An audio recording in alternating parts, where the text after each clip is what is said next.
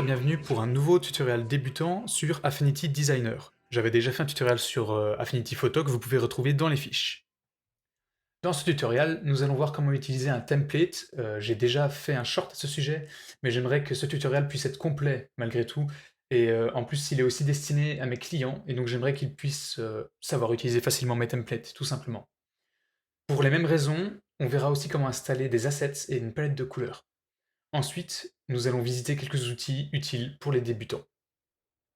Je n'aborderai pas d'outils complexes afin de ne pas aller trop loin puisque c'est un tutoriel pour débutants et j'ai pas envie qu'ils se perdent. Donc commençons tout de suite par comment installer un template. Alors pour installer un template, d'abord, vous allez évidemment télécharger le template que le marketeur vous aura envoyé ou que vous aurez retrouvé sur internet. Ensuite, vous allez créer un dossier sur votre disque dur et le placer dedans. Si possible, un dossier qui sert uniquement aux différents templates pour Affinity Designer, Publisher et Photo.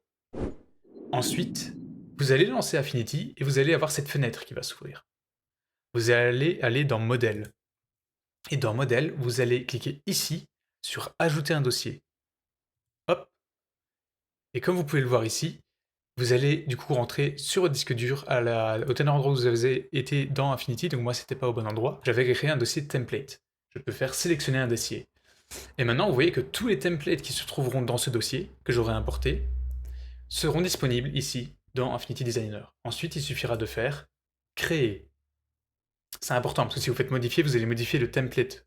Si vous faites créer, vous allez créer un nouveau document à partir du template. Ce qui permet de garder le template pour une autre fois, c'est l'intérêt. Pour importer des assets, vous devrez aller dans la colonne contenu. S'il ne s'affiche pas, vous pouvez aller dans fenêtre et cliquer sur contenu. Et ensuite la mettre où vous voulez. Moi j'aime bien la voir ici. Vous allez aller ici et vous allez faire importer des contenus. Et là, vous allez aller chercher le dossier de contenu que le marketeur ou graphiste vous aura concocté ou que vous aurez téléchargé sur internet. De la même manière que pour le modèle, vous allez le chercher dans le dossier que vous aurez nommé exprès. Tout va se mettre tout seul ici, comme ça. Et si jamais vous venez à créer des assets par vous-même, comme je l'ai fait beaucoup ici, et que vous savez que vous allez sûrement les réutiliser, ce que vous pouvez faire, c'est, je vais vous faire un exemple avec un que j'ai déjà pour aller plus vite. Par exemple, j'avais cette note de musique que j'utilisais encore bien à un moment donné quand je parlais d'interface. Eh ben, vous pouvez le prendre et le glisser dans le dossier, et hop, il sera là. Et il sera là pour tout le temps. Comme vous l'avez vu lorsque je vous ai montré comment rajouter dans vos assets déjà faits, il vous suffit de faire un glisser-déposer. Voilà. Et ensuite, vous pouvez recadrer, déplacer, comme vous le voulez. Pour importer une palette de couleurs, eh bien, vous allez dans Échantillons. Échantillons, ce sont les palettes. S'il n'y est pas, de nouveau, vous allez dans Fenêtre et vous allez chercher Échantillons. Vous appuyez de nouveau sur le menu Burger et vous faites Ajouter une palette. Alors là, vous allez voir qu'il y a une palette d'applications ou de documents. Je vous conseille de faire palette d'applications, ça veut dire qu'elle sera disponible sur tous vos documents. Et là, de nouveau, vous allez cliquer, vous allez aller dans Windows, sélectionner le fichier Connex, et tout sera importé comme par magie, tout simplement. Ensuite, tant que nous sommes dans les couleurs, pour changer la couleur de tout objet ou tout texte, il vous suffira de venir ici et de choisir la couleur sur votre palette, la couleur qui vous convient. Si vous voulez avoir un contour autour, vous pouvez aller dans Trait, choisir votre trait et choisir la taille de votre trait pour commencer. Donc par exemple, je veux ça, mais je veux un trait qui ait des bords carrés, donc je vais cliquer ici. Je veux que le trait soit à l'intérieur de mon carré, donc je vais faire ça. Et si je veux changer la couleur de mon trait, comment je fais? Parce que là c'est noir, c'est pas dans ma palette, c'est pas beau. Et bien si je veux changer la couleur du trait, c'est ici. C'est le cercle avec un creux à l'intérieur. C'est littéralement le contour d'un cercle. Donc là, vous avez appris tout simplement à changer la couleur d'un objet en changeant soit le remplissage, ici, le cercle plein, soit le contour, donc le cercle creux. Il est temps de parler de l'outil Plume. Alors ce n'est... Là, ceux qui s'y connaissent un petit peu vont se dire, oui, mais c'est pas un outil tant pour débutants que ça. Alors oui, mais en même temps, je pense que c'est un outil qui peut être intéressant pour parler ensuite de l'outil nœud. Donc, et qui c'est aussi un outil qui va permettre d'expliquer le dessin vectoriel. Parce que, si vous ne l'aviez pas encore compris, nous sommes sur un programme de dessin vectoriel. Le dessin vectoriel, c'est du dessin qui se fait avec des mathématiques, c'est-à-dire que ce n'est pas sous base de pixels. On peut aussi mettre des images sous base de pixels, mais le dessin vectoriel permet de pouvoir remettre à l'échelle notre dessin tant qu'on veut, sans jamais que ça ne se pixelise. Donc c'est très intéressant. Donc l'outil plume, comment ça fonctionne? Je peux dessiner en appuyant simplement sur le clic gauche de la souris pour placer un point. Et ça va me créer à la fin une forme quand je referme ma forme. Mais je peux aussi faire juste une ligne, en faisant comme ceci par exemple. Une ligne que je peux bien évidemment personnaliser avec les paramètres de trait. Cette forme ou cette ligne que j'ai créée, je peux à tout moment la modifier facilement grâce à l'outil nœud qui est très lié à l'outil plume et qui sera aussi utile lorsqu'on parlera des formes. Donc je vais sélectionner l'outil nœud et comme vous voyez ici, je peux voir tous mes nœuds, tous les points que j'ai placés. Et tous ces points, je peux les redéplacer quand je veux, comme je veux, pour créer une forme un peu différente. Si par exemple si je voulais faire ça. Je peux aussi cliquer sur ma ligne à n'importe où pour rajouter un nouveau nœud. Par exemple, si je veux faire une petite usine, voilà, par exemple, pour une petite usine fait en quatrième vitesse à main levée, vous inquiétez pas, c'est pas le but n'est pas que ce soit beau, c'est que vous compreniez comment ça fonctionne. Et évidemment, pareil pour les lignes, je peux aller chercher mon petit nœud et à tout moment replacer un peu mes points différemment. Ensuite, je peux aussi modifier, si j'aimerais que tout cela soit plutôt arrondi, à tout moment, je peux, grâce à ces trois boutons-là, choisir soit d'avoir des angles durs ou des angles arrondis. Vous voyez? Forcément, pour cette forme-là, ça n'a pas vraiment de sens. Ceci dit, pour cette forme-là, ça aura sûrement beaucoup plus de sens. Par exemple, hop, on peut faire ça, et avoir toutes des formes arrondies. Et on a une sorte de petit trait comme ça qui pourrait ressembler à un trait à main levée. Après, ce que vous pouvez faire, c'est évidemment, comme pour toute forme que vous avez créée, changer la couleur de remplissage et de trait. Ensuite, un autre outil qui peut être intéressant, c'est l'outil dégradé, donc qui permet, comme son nom l'indique, de faire des dégradés. Alors malheureusement, il ne permet pas de faire de dégradés complexes sur Affinity pour l'instant, mais on peut faire des dégradés déjà sur une ligne. On peut aussi en faire des radios, elliptiques, coniques et autres, que je ne vais pas aborder parce que ça devient trop complexe pour les débutants. Mais déjà ici, vous pouvez faire un dégradé simple, assez facilement, par exemple ici, comme ceci, et à tout moment, en restant sur l'outil, par exemple si j'ai été changer d'outil, j'ai été faire des modifications un petit peu dans ma forme, j'ai fait n'importe quoi, j'ai été changer même carrément un petit peu la forme comme ça et tout, voilà. Et ben, à tout moment, je peux retourner dans l'outil dégradé, et vous voyez que je peux continuer à le modifier, ce qui peut être très intéressant. Et vous pouvez aussi rajouter des points. Vous voyez, là j'ai rajouté un nouveau point, un petit peu comme l'outil nœud au final. Et je peux rajouter une autre couleur, par exemple le clair ici. Et en redéplaçant les poignées, je peux un petit peu adoucir la transition entre les deux. Voilà. Ce n'est pas beau, c'est simplement un titre d'exemple. Donc l'outil forme vous permet de placer n'importe quelle forme sur votre document et d'en faire un peu ce que vous voulez. Par exemple ici, j'aimerais un fond clair, pour cette publication par exemple. Donc je mets un carré de forme claire, et j'aimerais qu'il y ait un petit peu de décoration, même si en général moi je la mets après le texte, la décoration. Mais ça c'est à vous de voir comment vous voulez fonctionner. Donc moi je mets beaucoup, ceux qui me suivent savent que j'utilise beaucoup des formes un petit peu arrondies, ovales comme ça. Et là par exemple je veux un ovale qui vienne ici, faire une petite frange sur du document, et bien je rechange la couleur. Vous voyez que sur chaque point ici je peux modifier la taille, donc la hauteur, la longueur, et en venant juste au-dessus, ici, vous voyez, ou en dessous, je peux modifier aussi la... comment on appelle ça en français? En anglais on appelle ça le skew, d'où le S. Mais voilà, je peux donc incliner, voilà, je peux changer l'inclinaison de mon objet. Et pareil sur les côtés.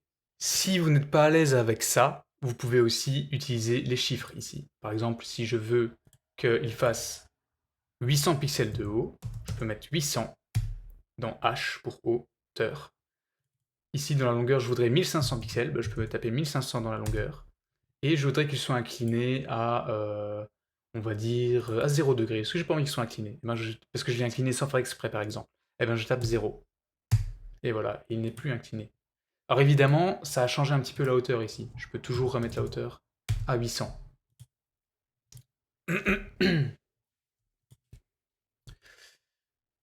Et évidemment, je peux maintenant rajouter d'autres formes par-dessus. Et là, ah mince, cette forme-là, je voudrais qu'elle soit en dessous. Comment je fais? Eh bien c'est simple. Ici, ce sont les calques. Plus le calque est haut dans la liste, plus il est haut sur votre document. Si on imagine comme toutes des couches sur une tartine, vous voyez? La tartine, c'est ça. Et chaque couche ici, c'est une couche de plus sur votre tartine. Donc là, j'avais mis ma mayonnaise, et là j'ai mis ma salade, plutôt mon jambon, et là j'ai mis ma salade. Eh ben j'aimerais que la salade soit en dessous du jambon, parce que j'adore ça. Eh ben je vais glisser ma forme ici, vous voyez qu'elle est de nouveau en dessous. Et que je peux du coup faire ce que je voulais faire. Alors dans l'outil forme, vous voyez qu'il y a déjà le rectangle et le rond, l'ellipse, qui sont proposés par défaut, mais vous pouvez aussi, si vous allez ici, maintenir le clic, et vous avez droit à plein d'autres formes préfaites, ce qui peut beaucoup vous aider selon ce que vous voulez faire, évidemment. Parce que ça vous évite de devoir les dessiner vous-même. Et pour ces formes, il y a en général des paramètres que vous pouvez modifier, par exemple dans le nuage. Donc ici, je peux choisir la quantité de bulles, donc la quantité de petites protubérances comme ceci. Hop, si j'en veux plein. Ça ressemble plus à une fleur pour finir, hein, mais on sait jamais. Mais aussi, j'aimerais le modifier un petit peu. Mais vous voyez que là, j'ai pas accès à tous les paramètres. J'ai pas accès à tous les points comme on voyait tout à l'heure avec l'outil nœud. Et bien pour faire ça, je dois faire clic droit et faire convertir en courbe. Ça, c'est quelque chose qui pourrait vous servir. Et là, vous voyez que j'ai de nouveau accès à tous les petits points, je peux les modifier un petit peu. Par exemple, ça, j'aimerais qu'ils soient un peu plus comme ça, pour avoir quelque chose d'un peu plus chaotique, d'un peu plus peut-être réaliste pour un nuage. Enfin, le dernier outil qui pourrait vous être vraiment utile, c'est l'outil texte, évidemment. Alors, il y a deux formes d'outils texte. Il y a, comme j'ai ici, le texte artistique. Donc là, vous allez cliquer et avoir un texte à ajouter. Je vais mettre texte bidon pour l'instant. Je vais le mettre dans une typographie plus lisible aussi. Vous pouvez en changer la couleur et le trait aussi. Tant que vous ne l'avez pas converti en courbe, vous pouvez le modifier. Et si vous vous trompez et que vous le convertissez en courbe, vous pouvez toujours faire annuler jusqu'à ce que vous reveniez sur le texte que vous voulez modifier. Si je tape du texte à l'infini ici, vous voyez que ça va juste sortir du cadre. Si je veux avoir du texte un petit peu comme dans Google Word, par exemple, eh ben je vais sur texte artistique, je maintiens, et là j'aurai zone de texte. Et la zone de texte, ça c'est un peu plus l'outil que vous connaissez en général en tant que débutant. C'est je crée une zone de texte de la taille que je souhaite, et je vais écrire mon texte. Et là, comme vous allez voir, quand je vais arriver à la ligne, il va partir à la ligne. Voilà.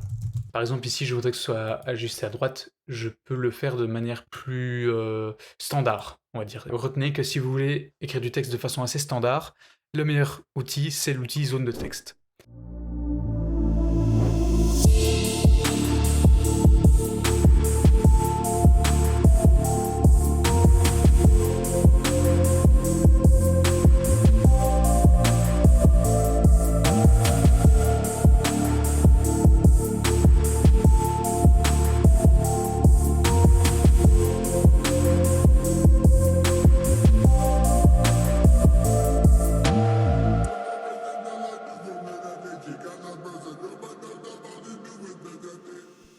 Donc là, par exemple, j'estime que ma publication est terminée. Je suis content du résultat. Elle est simple, mais je trouve qu'elle est efficace. Finalement, ça a pris moins de temps que je le pensais.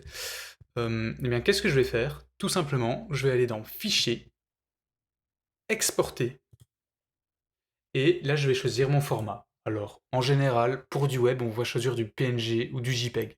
PNG, ça permet de garder une qualité un peu meilleure, donc moi, en général, j'utilise ça. Et on fait attention de bien sélectionner document entier, parce que si vous aviez cliqué par exemple sur ceci, que vous faites exporter, ça peut des fois choisir zone de sélection, vous voyez, ou sélection. Et là, ça ne prend pas ce que j'ai envie d'exporter. Moi, je veux exporter toute ma publication. Et donc pour ça, je vais dans document entier. Et ensuite, vous faites exporter, et là, vous le mettez dans le dossier que vous voulez. Donc là, vu que la dernière fois, j'ai été dans template pour l'exemple en début de vidéo, moi, en général, je l'exporte dans social media. Voilà. Donc ça, c'est les publications à publier pour mes réseaux sociaux.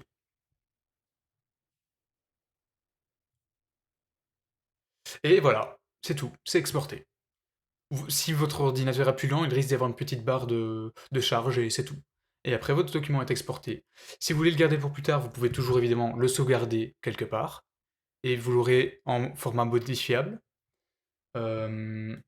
Mais si vous utilisez un template comme on a vu en début de vidéo, vous n'avez pas besoin, vous pouvez juste le refermer. Et votre template sera là quand vous recréerez un nouveau document. Il sera dans modèle. Il sera toujours là. Pour résumer 2-3 points que je trouve importants, pour importer une palette, vous allez ici ajouter une palette d'application. Pour importer des assets, vous allez ici dans contenu, importer des contenus. Et ensuite pour les calques, voilà, donc c'est comme un sandwich.